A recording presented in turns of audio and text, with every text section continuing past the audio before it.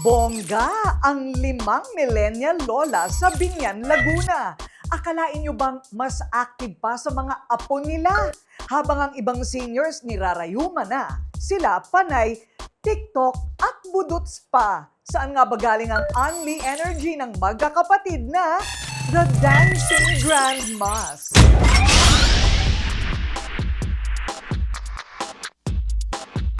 Hindi sila bagong K-pop group o kaya'y P-pop wannabe. Pero kabahan na daw ang grupong BINI sa kanilang galawan na pangmalakasan. Hindi sila mga Gen Z o millennials ha, kundi mga hot lola mula pa dekada 60. The fabulous Lim Sisters na total performers at certified trendsetter. Sila ang sikat ngayon sa social media, ang The Millennial Lolas. We are the Millennial Lolas. It's giving! Yay! Binubuo ng 5 miyembro ang Dancing Lolas. Si Lola Darlita, ang lover girl at habulin ng mga afam.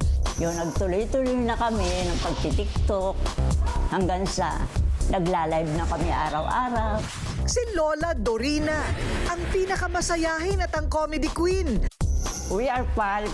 I am the most beautiful among five since I was young. We were young. Fashionista talaga ako, sosyalera ako. Choreographer at leader naman ng grupo ang bunso nilang si Lola Rodora. Nahilig noon pa ang pagsasayaw. Ako kasi, sa akin talaga, mas gusto ko ang hip-hop. Kasi rakista ako ng kabataan ko. Sila Lola Meldy, ang Chinita Princess na demure. Mayaman po kami sa mga kaibigan, sa kasiyahan, at saka sa mga followers namin. Habang si Lola Noemi, ang pinaka-fashionista. Terno-terno ang aming mga damit para it's giving. Sila ang patunay na age is just a number. Mga oldies but groovies.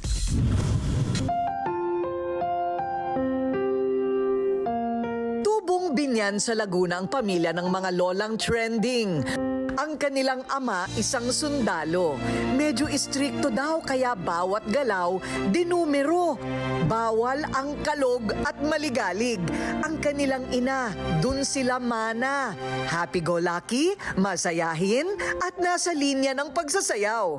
Isa kasing dance instructor at beautician ang kanilang nanay. Kwento nila, pinalaki daw silang mababait at hindi toxic. Pero mas close kami ng bunso namin. Mas close kami kasi nung bago mamatay ang tatay ko, lagi kami magkasama niya sa ospital. Itinanim sa kanilang puso't isip na ang magkakapatid dapat laging sanggang dikit at nagmamahalan. Naa-apply nila ito. Kita naman, no? Imagine sa edad nila, aakalain yung parang mga teenagers pa rin kung magtawanan at magkwentuhan. Lumaki kami na baby pa lang kami, siguro mga 1 year old, 2 years, mga 2 taon. Inilalagay kami ng mama ko sa kanyang toes. So, sinasayaw niya kami. Ang hilig ng nanay ko sa music, na-adapt namin lahat na magkakapatid. Wala naman sa akin yun na mag-tiktok kami. Itong kapatid ko lamang. Kasi magkalapit bahay lang kami. Nung inuwi ako ng nanay ko sa probinsya ng mga magulang ko, nagtataka naman ako. Sinasabi nilang, may magandang dalaga na dumating dyan. Wow, ang mga tiyahin ko. Tuwak-tuwa, sabi ko, ako lang maganda. Dream na pag-usapan namin magkakapatid na kasi nga walang iwanan. Siyempre, magkakaroon ng pamilya ang mga anak namin. Kung magkakaroon ng pagkakataon na kami sa isang bahay, magkakasama na kaming magkakapatid. Sa totoo lang, hindi daw sila takot tumanda. Bukas din sila sa lahat ng pagbabago kahit pa ito ay malaking hamon sa kanilang edad at kakayahan. Tulad ng maging in sa online. Nagsimula lahat ito sa isang katuwaan at panggagaya ni Lola Rodora sa viral dance na kanyang ipinost.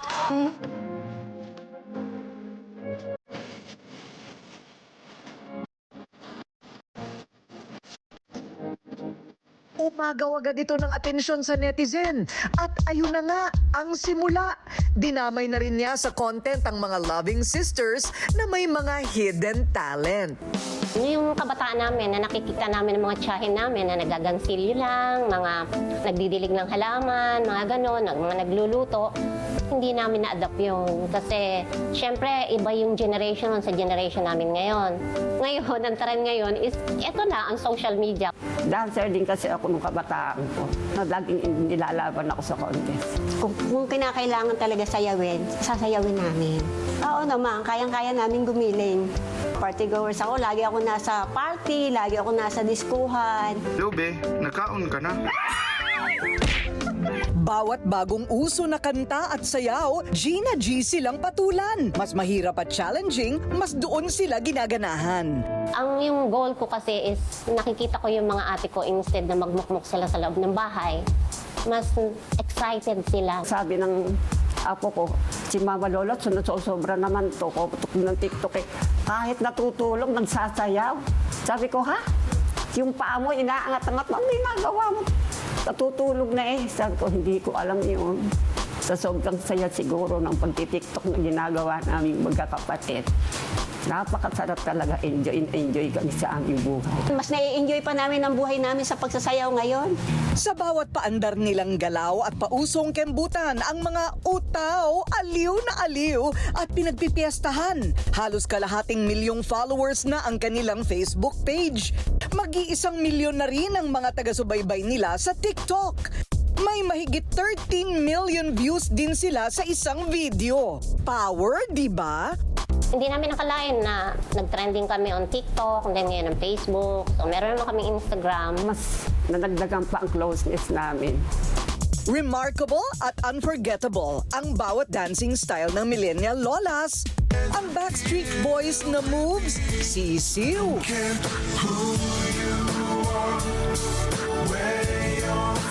Pati nga ang theme song ng Rated Corina, ginawa na rin nila ng dance steps.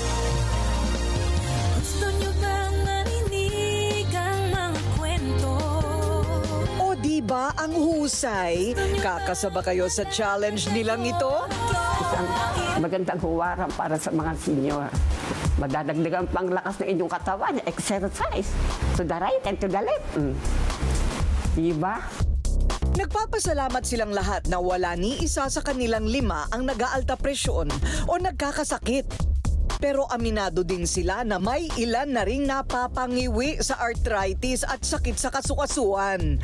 Revelasyon ng 5, may sikreto daw talaga silang malupit kung bakit nananatili silang healthy, slim at energetic. At ito ay disiplina sa pagkain. Una, sa pagkain. At saka yung mga gawain na lagi namin ginagawa para i-exercise namin ang sarili namin. Ganun. Hindi kami talaga dun sa yung mga karne na yan, tsaka yung kung ano man yung mga nausong pagkain, lalo ako wala pa akong hilig talaga dyan. More on gulay kasi lalo sa probinsya kami, tsaka yung isda, at tsaka mga sariwa talaga. Habang tumatanda raw, dapat alalay na sa kinakain. Iwas din sa stress at problema. Di bali ng magka-wrinkles, parte daw talaga ng pagtanda yan. Pero dapat panatilihing positive ang vibe. Ang motto ko, ang problema, hayaan mo siya maproblema sa akin. Hindi ako maproblema sa kanya. Problema, may solusyon dyan. Hahanapin kita. Ako, nasanay na ako. Marami akong pinagdaanan mga problema, mga pagsubok. Kalampasan ko lahat yan. Sa taas akong nanalig. Kaya ako, hanggang ngayon hindi ako nasuko. Marami pa rin mga trial na dumarating. Pero nalalampasan namin ang maayos. Yung tatay namin, parang inihanda niya kami. Dapat maging mas matibay kami pagdating ng panahon. Kaya iyon, nabuo yung kami magkakapatid, ganun din, matibay na magsama-sama. May mas malalim ding dahilan bakit ganun na lang ang kanilang pagmamahal sa sayaw. Ito rin ang paraan para makalimutan nila ang mga dagok nila sa buhay. Tulad ng panganay nilang ate, kamakailan lang ay namatayan ng anak. Ang paligid ko parang nawawala ako sa sarili ko kasi litong-lito ako sa mga pangyayaring gano'n. Yung anak ko, matagal siyang naratay. Nitong August 3, namatay siya. Yan, oo. Masakit, napakasakit kasi. Kita namin kung paano siya maghirap. Pero hindi siya pinabayaan ng aking anak. Sinuportahan siya. Lahat ibinigay sa kanya hanggat makakaya. May salba lang ang buhay niya pero hindi na kaya ng katawan niya. Bukod pa rito nang mamatay ang kanilang mga kuya, matagal-tagal din sila bago naka-recover. Kaya nang medyo nakalimot na ng kirot, tinotodo na nila ang mag-enjoy. Yung kirot, una, syempre yung kapatid ko, yung pamangking ko namatay. Eh, sinundan ng kuya ko. Ngayong kuya kong yun, napaka-close sa amin kasi ang libangan niya, yung silipin kami araw-araw. Saan ka makakita ng kuya na everyday pupuntahan kayo magkakapatid isa-isa, gamit niya lang ang bisikleta. Yung pala, yun ang way niya, na ipinapakita niya na ganun niya kami kalab. So hindi namin nare-realize yun noon. Na-realize lang namin nung wala na siya.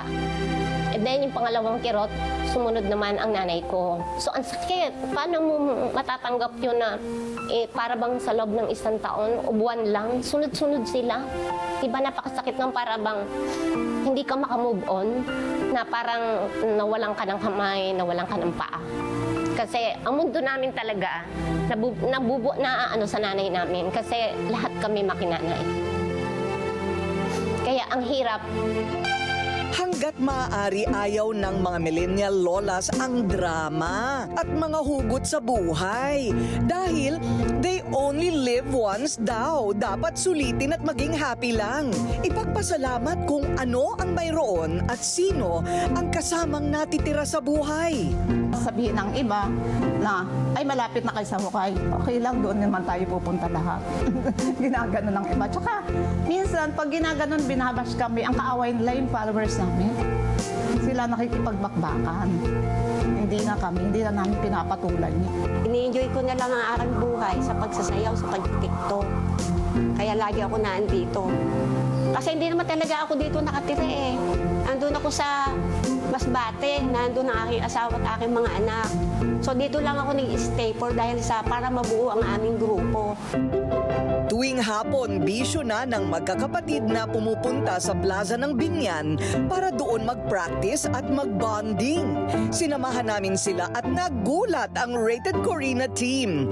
Itong mga hot grannies, marami silang fans, pati mga estudyante nakikiselfie. Pupunta kami ng bayan, is 4:30. Tatapos kami niya 9 ng gabi po. Minsan nalampas pa, nagteten pa kami. Dahil sa kanilang level up na energy at charisma, naiimbitahan na rin sila para sa mga live performance sa iba't ibang lugar. Mga instant celebrity. Yung sa pananamit namin, ginaya namin pati yung pananamit ng Gen Z. Hindi kami yung typical na lola. Ngayong Grandparents Month, may payo raw ang mga millennial lola sa Gen Z at younger generations.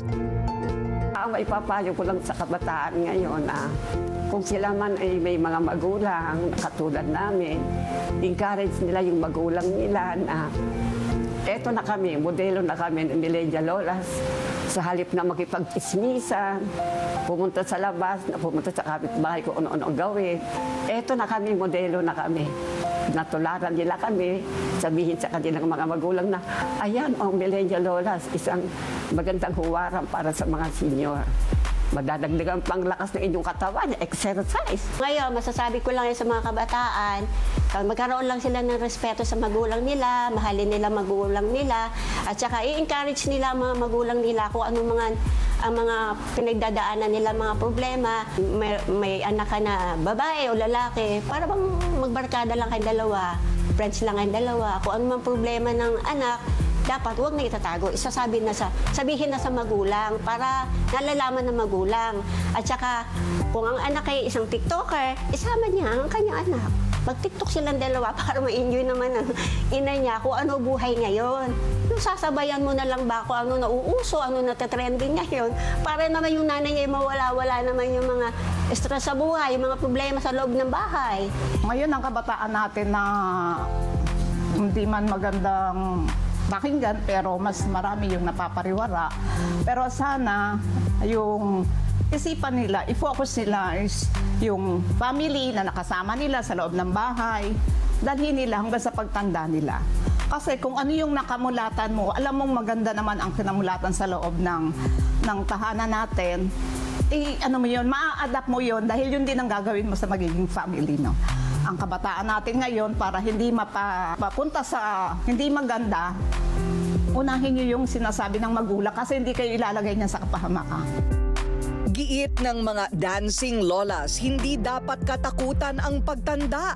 Hindi rin totoong edad ang hadlang sa kaligayahan kundi ang maling mindset sa buhay. Gamitin daw sana ng tulad nilang may edad na ang natitirang lakas at oras, hindi para tanawin lang ang pagsikat at paglubog ng araw. Abay, dapat daw galaw-galaw ang katawan para hindi agad pumanaw. Dahil ang dancing will keep you going.